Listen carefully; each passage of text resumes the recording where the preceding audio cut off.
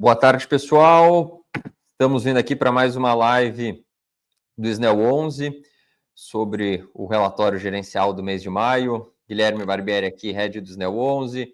Rafael Menezes aqui, nosso especialista de energia. Boa tarde, Rafa, tudo bem? Boa tarde, Guilherme. Boa tarde, pessoal. Boa. Vamos para mais uma live, então, espelhando aqui para vocês o nosso relatório do mês de maio. Como de costume, acho que vale a gente começar trazendo aqui os nossos principais destaques do sumário. Depois a gente vai repassar dessa vez a carta de energia aí com o Rafa, trazendo alguns detalhes bem legais de como está o mercado, algumas atualizações.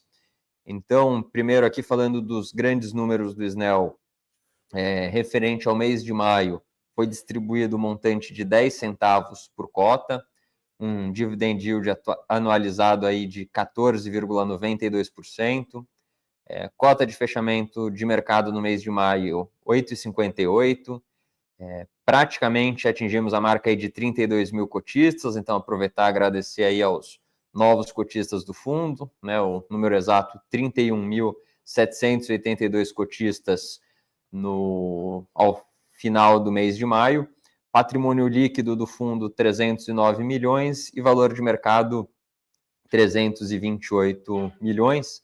Acho que vale aqui só um rápido destaque ao PVP, é um ponto aí que os nossos investidores muitas vezes nos perguntam sobre a diferença do valor de mercado e do patrimônio líquido. A gente já teve, né, dentro do fundo, a gente tem, na realidade, dentro do fundo, ativos que já foram comprados operacionais e ativos que foram desenvolvidos. E anualmente a gente vai refazendo o laudo de avaliação dos ativos. Parte deles, né, em especial os ativos da primeira emissão, eles já foram reavaliados, e aí com isso a gente teve um ganho patrimonial, e a gente tem expectativa que no ano de 2025, os ativos que foram construídos na segunda emissão, eles passem por laudos. A gente não pode prometer que o valor do patrimonial vai aumentar, mas a expectativa sempre é que quando você desenvolve um ativo, né, e esses ativos estão contabilizados a preço de CAPEX, depois que o ativo está operacional, que ele tende a ter um valor maior, né? Um exemplo que a gente usa é o de uma casa que foi construída para ser vendida, né? O custo dos tijolos, do cimento, dos metais, etc., ele é depois que a casa está pronta, pintada, mobiliada, e ela é colocada à venda, né, o desenvolvedor da casa, ele busca vender essa casa, e geralmente o valor de mercado dessa casa, ele é maior do que a simples soma do custo do terreno e dos materiais. E aqui a gente traz essa metáfora para o SNEL, pensando nos ativos da segunda emissão que foram construídos aí, desenvolvidos pelo fundo. Trazendo aqui últimas atualizações e pontos do nosso sumário, acho válido destacar a nossa aquisição da parcela remanescente do projeto de Petrolina, né, havia 15% com o sócio minoritário, e a gente comprou ele a um valor que a gente entende que fez bastante sentido pelo fundo, até quando comparado ao valor de outras transações que nós tivemos, né, o montante ficou próximo de 4,7 milhões por megawatt-pico. No caso do valor da transação, foi de 3,6 milhões, e agora o fundo passa a ser detentor de 100% do projeto. Nós tivemos o reajuste tarifário da CEMIG por 7,37%, né, uma praça que a gente tem bastante exposição, e a gente entende que isso deve beneficiar os nossos projetos que são localizados no estado de Minas Gerais. E falando aqui de números da cota do SNEL, no secundário, o fechamento de abril foi de 8,68 e para maio de 8,58.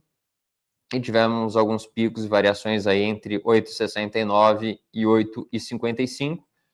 Pensando aqui no benchmark e nos comparativos, né, o CDI foi de 1,14, IPCA 0,26, o benchmark do fundo 0,83, E o volume de negociação, isso acho que é um ponto relevante de ser destacado também, foram 22 milhões de reais negociados no mês, aí uma média diária de mais de R$1 milhão, o que reforça o crescimento de liquidez do fundo.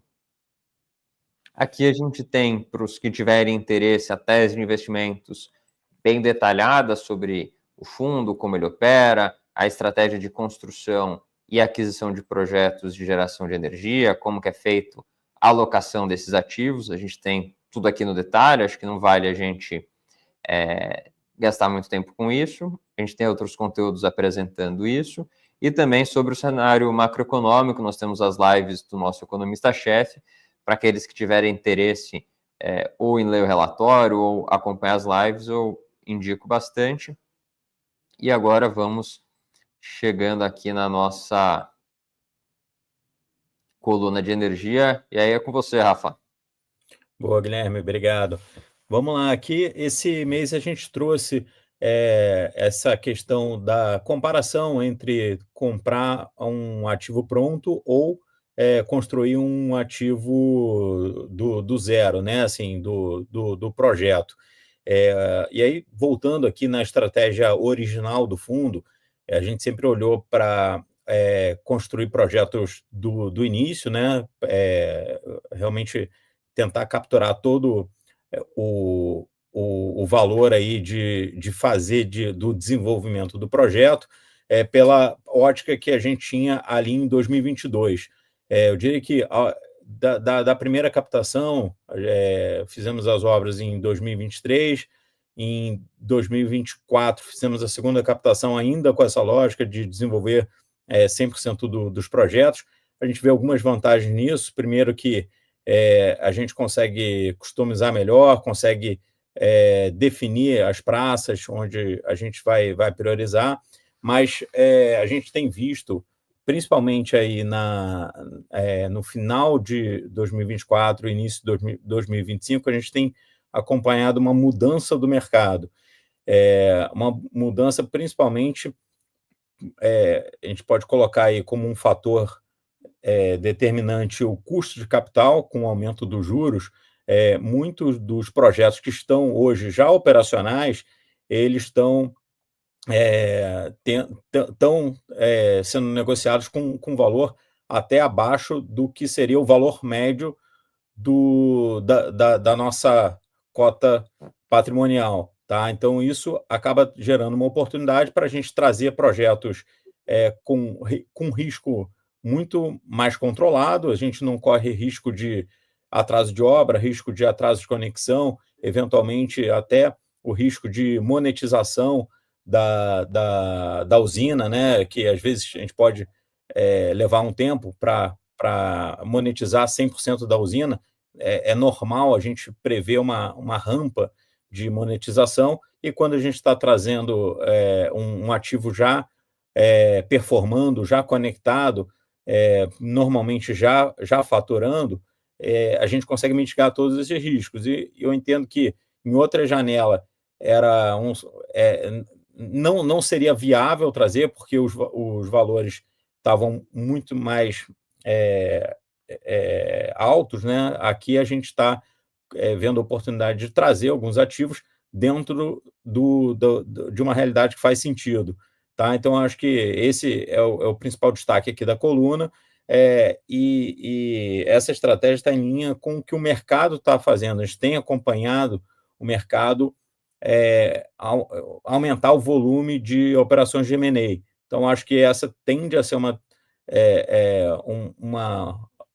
nova linha de transação, principalmente no ano 2025 e 2026, a gente deve ver um volume maior de operação de M&A nesse mercado. Tá? Então, acho que esse é o principal ponto que vale a pena a gente destacar aqui nessa coluna. Bom, muito legal, Rafa. Acho que até complementando, né, e trazendo um pouco da visão que a gente tem do mercado, e acho que das fortalezas do Snell como um todo é a questão da alavancagem como um todo, não é? O mercado de energia, historicamente, ele sempre operou muito alavancado, e o Snell, por outro lado, ele é um fundo que praticamente não carrega nos seus portfólios nenhum tipo de endividamento, né? E a gente viu que muitos desenvolvedores, investidores se alavancaram muito no momento de taxa de juros barata, em algum momento empréstimos atrelados ao CDI, que hoje estão, de certa forma, machucando bastante o resultado dessas operações, em alguns casos até inviabilizando, e esse acaba tendo um mercado mais vendedor, o que tem aberto bastante oportunidades aí para aqueles investidores que estão na ponta compradora dos ativos, e a gente acredita fortemente, né, que não só devem, mas como existem muitas oportunidades legais aí no mercado de hoje, e que a taxa de desconto hoje mais alta, com esse CDI mais alto, tudo mais, permitem aí bons níveis de aquisição, reflexo do tipo de aquisição que nós fizemos com os recursos provenientes aí da terceira emissão. Trazendo aqui a nossa carta do gestor, né? Então, como eu mencionei anteriormente no nosso sumário, nós fizemos a aquisição da parcela do nosso sócio minoritário no projeto de Petrolina, né? Então, agora a gente passa a ter 100% do projeto. A gente tem um gráfico bem legal aqui, que mostra um pouco do que foi o resultado da terceira oferta do fundo, né? Antes o fundo muito concentrado em Goiás e Minas Gerais. A gente sempre diz, né, que Minas foi o berço da GD, onde talvez se tenham o maior número de projetos e pareceres de acesso. Então, é natural que praças como Minas a gente tenha maior exposição, e outras praças como Rio e São Paulo, pela questão da demanda de projetos, de PIB per capita, etc. Mas a terceira oferta, ela possibilitou o fundo a diversificar um pouco a atuação, tanto em outras praças, como reduzindo um pouco a exposição a Goiás e Minas e trazendo uma exposição interessante a Rio de Janeiro, que é uma praça que a gente acha bem estratégica a presença do fundo nela. Na seção de alocação e movimentações, a gente tem essa abertura de forma mais clara. Acho que se você quiser comentar essa parte dos reajustes, Rafa, acho que é legal você também passar um pouco do panorama aí do mercado energético como um todo, reajustes de tarifa, agora que a gente entra naqueles meses que grande parte das distribuidoras aí começam a tratar a questão de reajustes tarifários. Sim. O principal destaque aqui, até pela nossa exposição, é o reajuste em Minas, né, que você comentou ali de 7,37. Rio de Janeiro a gente já considera que tem uma tarifa de referência na região que é muito atrativa, e aí é uma praça que não teve reajuste esse ano, mas que a gente já considera uma tarifa muito atrativa. Eu diria que a entrada no Rio de Janeiro dos projetos do Rio, eu acho que traz uma diversificação muito relevante aqui para o fundo. Tá? Eu acho que são projetos que tendem a ter uma valorização muito grande aí no médio prazo.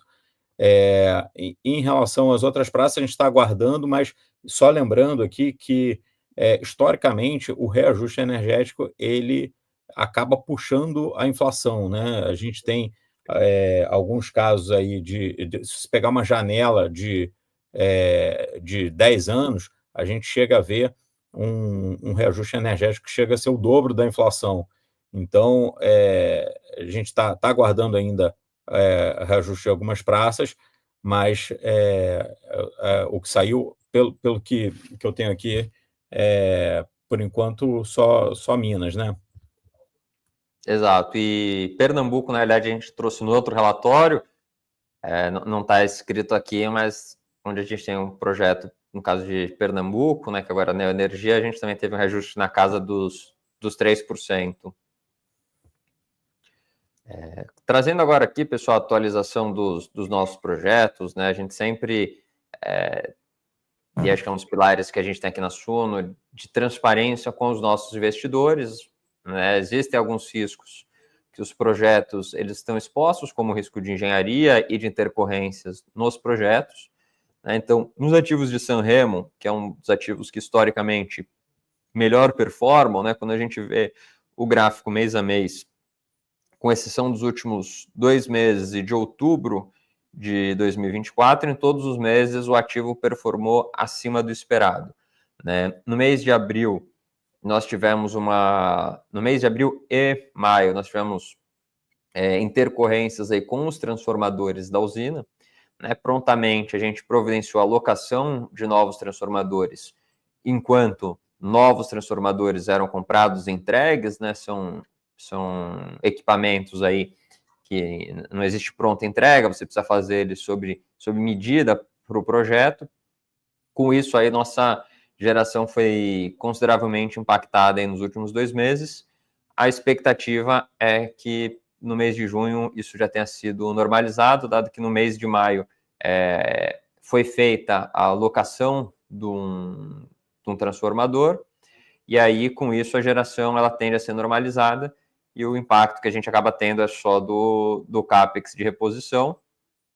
Além disso, a gente conta com alguns mecanismos de proteção, como o contrato com o vendedor do equipamento original, seguro e outras formas de proteção, que estão sendo também endereçadas para minimizar aí os custos do fundo com relação a essa intercorrência. Sobre a Montada, que é um ativo, só recapitulando, né? Sanremo, a gente está falando de um ativo em Minas Gerais. A Montada é o nosso menor ativo localizado no estado do Ceará. Nesse último mês a gente teve uma forte geração, superando de forma significativa aí as expectativas, e a gente tem observado também uma melhora gradual nas receitas, em especial pela resolução de questões que o nosso inquilino havia com a distribuidora e com os seus consorciados, né?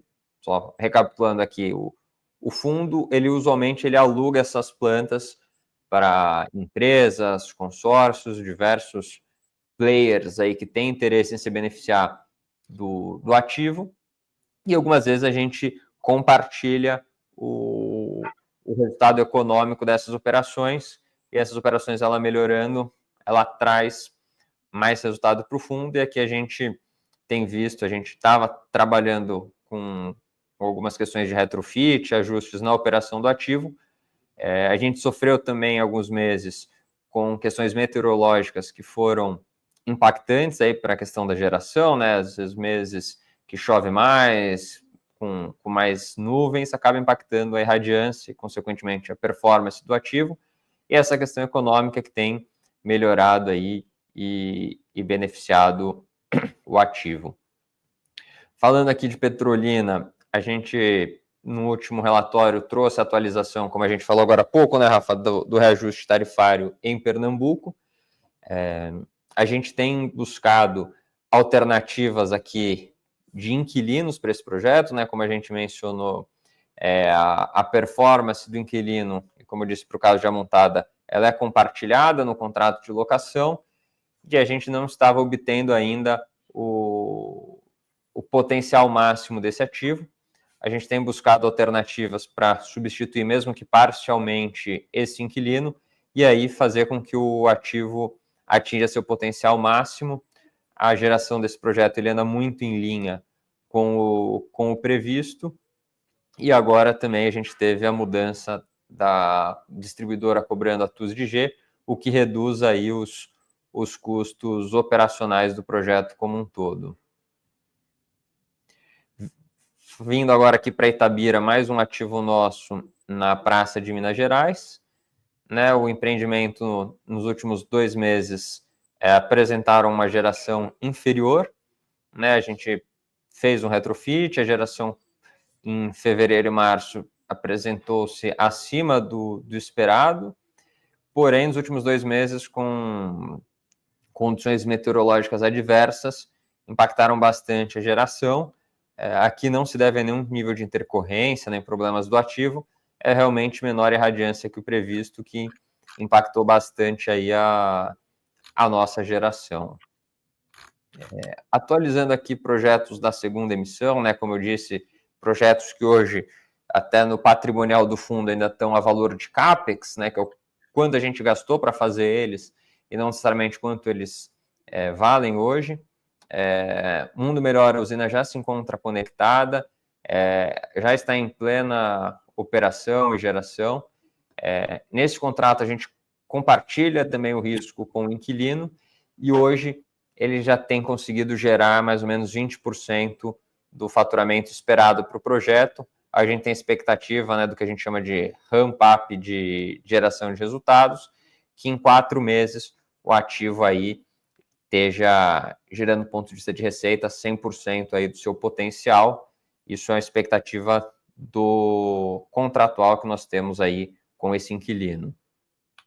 São Bento, Abade e Liberdade, os ativos continuam aguardando conexão. No caso de São Bento, Abade, nós temos a expectativa da CEMIG da conexão, da conclusão de obra, até 30/6, e posteriormente eles estimam algo entre 15 dias para a conexão. E o ativo de Liberdade de Goiás, nós continuamos nas tratativas aí com o Equatorial Goiás, buscando sempre a maior celeridade no processo de conexão. Ainda depende de algumas questões de obras, questões necessárias para viabilização e liberação das obras de rede, mas a gente está muito atento e focado nesse assunto para que a gente viabilize o quanto antes a conexão desse ativo. A gente ainda não tem aqui a abertura do resultado operacional dos ativos da terceira emissão, né? Como vocês viram no último relatório gerencial, parte deles ainda estava em fase de closing, e a expectativa é que a partir do relatório gerencial do mês de junho, a gente, né, que vai ser publicado próximo do dia 20 do mês de julho, a gente tem aí o detalhamento da performance dos ativos da terceira emissão. Lembrando que todos os ativos comprados aí com os recursos da terceira emissão são ativos operacionais, já locados e gerando caixa. Falando aqui do resultado do caixa do fundo, o fundo continua apresentando estabilidade na linha de receita imobiliária. Isso, como havia dito já, né, muito por conta dos projetos que foram adquiridos pelos recursos da terceira emissão. A gente hoje, recapitulando, é o momento do fundo como um todo, né? A gente tem projetos ainda que estão em prazo de ramp-up, outros aguardando conexão. Com a aquisição dos ativos da terceira oferta, hoje um mix de ativos gerando caixa e ativos ainda sem gerar o seu potencial máximo de caixa, ele mudou bastante. Hoje, majoritariamente, os ativos estão gerando receita para o fundo. As receitas das aplicações financeiras, elas, e como já vem sendo apresentado, elas tendem, não só tendem, como elas estão reduzindo, e a ideia é que as receitas operacionais, elas continuem crescendo, né? A gente não pode, não há promessa a isso, né? A gente não pode prometer resultados futuros, mas a expectativa é que com o ramp-up dos ativos, com a conexão dos ativos, os ativos tendam a atingir seu potencial máximo e as receitas financeiras elas vão diminuindo, dado que os recursos financeiros que geravam receitas financeiras, eles estão reduzindo porque eles estão sendo usados para pagar a aquisição desses projetos. Com relação às despesas, a gente teve um aumento das despesas recorrentes, em especial pelo crescimento da taxa de administração, uma vez que o patrimônio e o valor de mercado do fundo aumentou devido à captação da terceira oferta. E com relação à performance, né, como nós falamos, já os investidores fizeram jus aí a 10 centavos por cota, um dividend yield de 14,92%.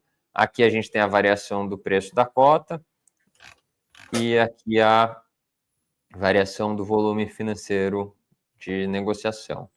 E aí, por fim, né, nós já havíamos trazido o guidance no mês passado, né? Então, no último guidance nós falamos de 3 meses para frente, agora que nós estamos falando de 2 meses para frente, né? Porque a ideia é que o guidance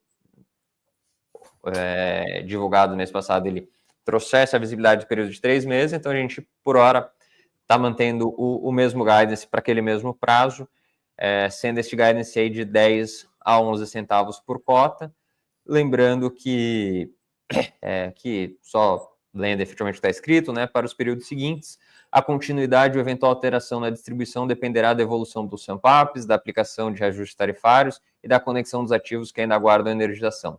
Embora não seja possível garantir resultados futuros, esses fatores representam potenciais fontes de incremento ou decréscimo na geração de receita operacional do fundo.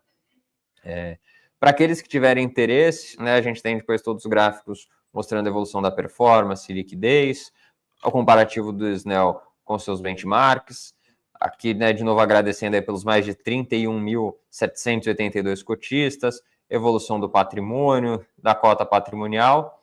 E aqui, mais para o final, a abertura dos resultados do fundo, lucro acumulado, resultado do SNEL, a abertura aqui dos resultados como um todo, a abertura dos ativos, e para aqueles que quiserem ver um pouco mais da composição da carteira, distribuição por tipo de ativo, por praça, por vencimento de contrato, inquilino, a gente tem tudo bem detalhado aqui. E aqui o mapa final do SNEL como um todo, para mostrar para todos aí como nós estamos, a abertura aqui dos nossos ativos.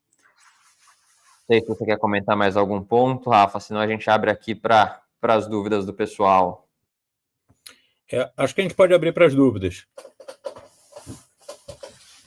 Vamos lá, então.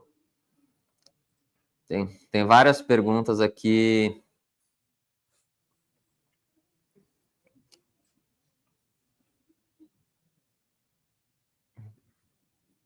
Então, vamos lá. Tô procurando aqui as perguntas, então vamos lá a alguns comentários.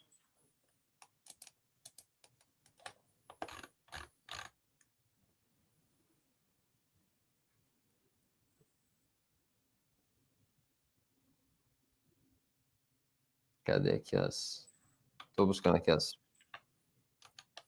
pessoal estava discutindo aqui, acho que o primeiro ponto era um pouco sobre a performance do ativo, né? Então, acho que vale alguns pontos, né? Que o ativo nada mais é que um produto de renda variável, né? Então, querendo ou não, ele está exposto a oscilações de mercado, né? Então, acho que esse é um ponto inerente do mercado como um todo.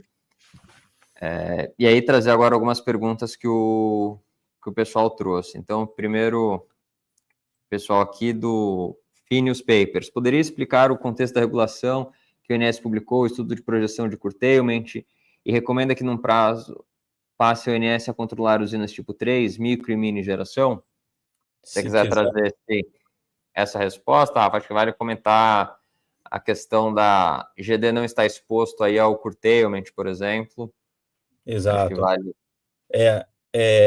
Tem alguns pontos assim que acho, até vou aproveitar aqui essa provocação, que o curtailment ele impacta diretamente as usinas de geração centralizada, não tem um impacto para geração distribuída.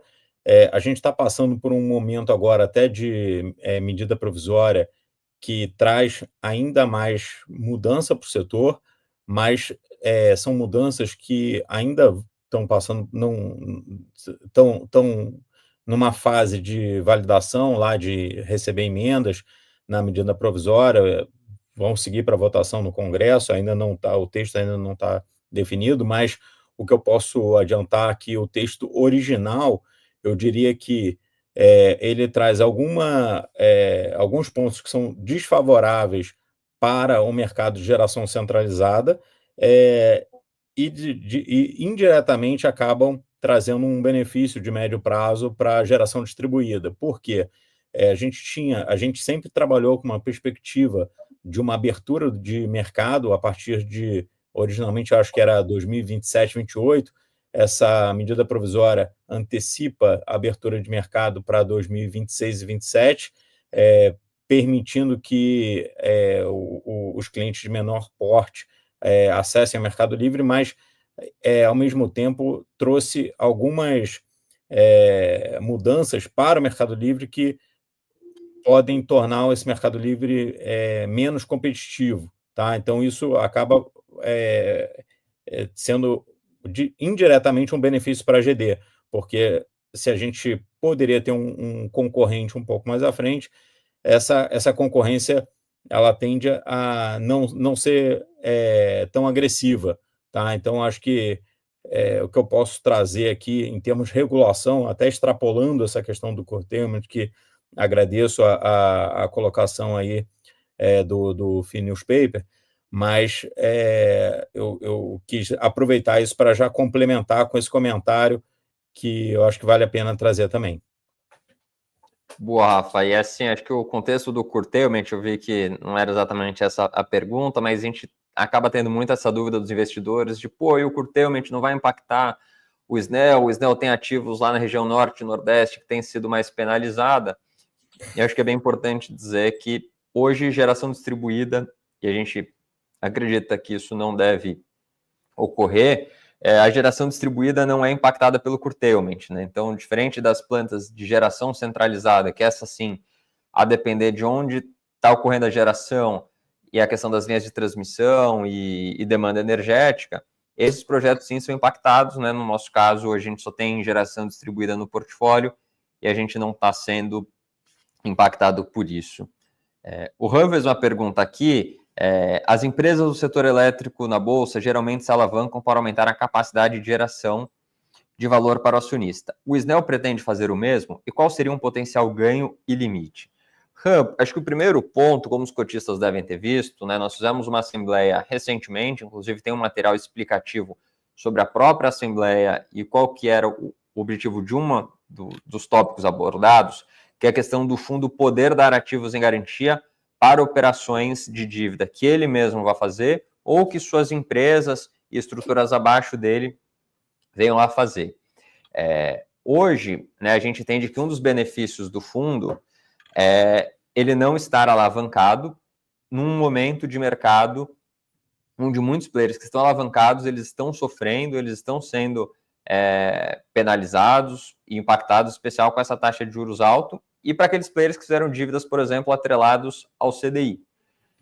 A gente tem visto oportunidades no mercado, a gente entende que uma alavancagem saudável, ela é benéfica para os investidores, né? Porque uma vez que a dívida, fazer um exemplo aqui de conta de padeiro, uma dívida que custa 10, se você compra um ativo que rende 15, esses 5% você está gerando de valor adicional.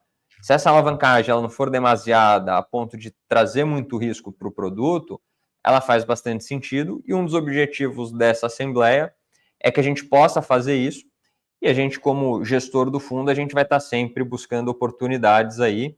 Então, isso sim está no nosso radar, a gente não pode prometer que vai ou que não vai ser feito, quando vai ser feito, mas isso está no nosso radar e a gente entende que, se feito da forma correta, é benéfico e gera valor para os nossos cotistas.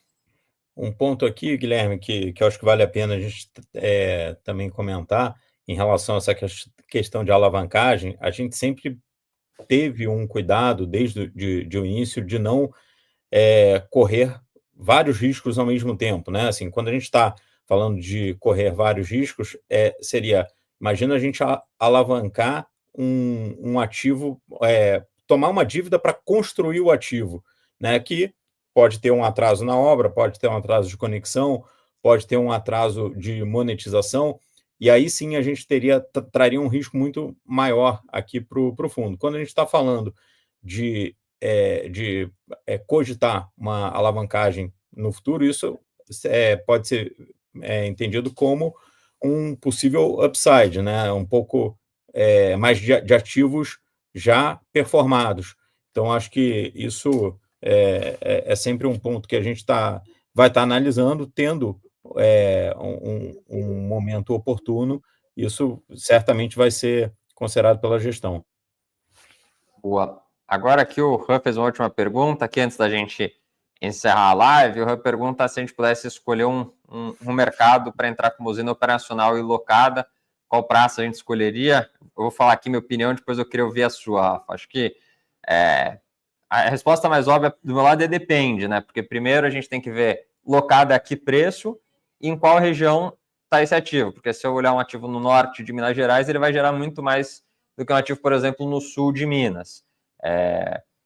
E aí acho que a conta de um ativo sempre tem que ser os custos para você manter esse ativo e o quanto de aluguel esse ativo gera. E geralmente o aluguel, de certa forma, ele está atrelado à tarifa da praça, né? E a quanto aquele ativo gera e, consequentemente, isso não de forma totalmente direta, mas impacta o valor do aluguel. Então, pelo menos na minha opinião, quando eu olho praças como Bahia, Rio de Janeiro e Minas Gerais, que são locais de boa geração, com boas tarifas, geralmente o valor desse contrato, né, dado que eu não sei qual que é o valor da locação, tendo que essa locação ela tende a ser mais atrativa do que em locais como região mais sul, sudeste, onde a tarifa ela tende a ser menor e a geração menor também, e que costumam ter bastante demanda, mas queria ouvir você também, se você pudesse escolher um mercado aí, qual que você escolheria?